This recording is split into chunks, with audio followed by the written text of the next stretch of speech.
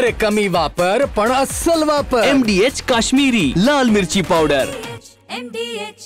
सिंधुदुर्ग जिल्ह्यामध्ये जवळपास यावर्षी जर बघितलं तर सरासरी 3297 मिमी एवढा पाऊस पडलेला आहे आणि आपण GSDA मार्फत म्हणजे दरवर्षीपेक्षा जवळपास 23.50% जास्त पाऊस पडलेला आहे।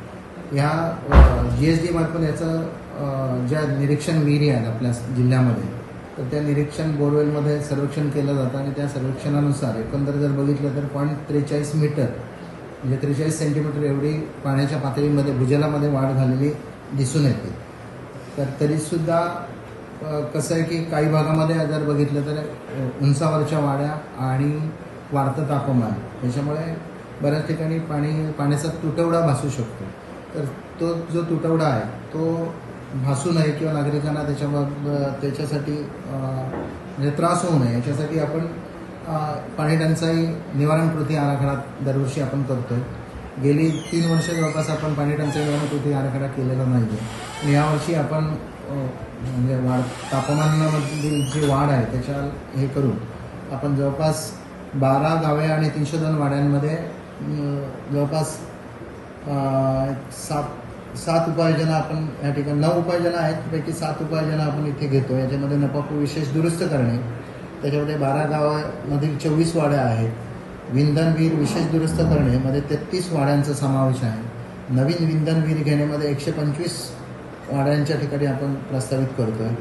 तात्पुरती पूरक योजना घेण्यामध्ये 12 गावे मधल्या 12 वाड्यांमध्ये आपण प्रस्तावित करतोय। विहीर फुल करणे गाळ करणे 108 वाड्यांमध्ये आपण प्रस्तावित करतो। अशा एकंदर 12 गावे आणि 302 वाड्यांमध्ये ह्या आपण उपाययोजना प्रस्तावित करतो। एकंदर जो आराखडा आहे पाणी टंचाई निवारण कृती आराखडा जो आहे तो 5,78,00,000 आपण प्रस्तावित केलेला आहे।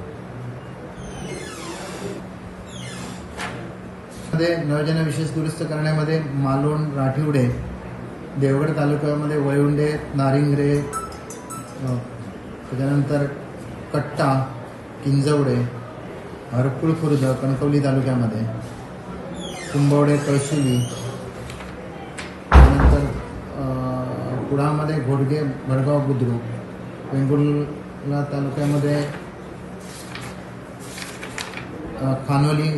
खानोलीच्या काही वाड्या आहेत। अशा ठिकाणी आपण प्रामुख्याने हा टंचाई आराखडा प्रस्तावित करतो।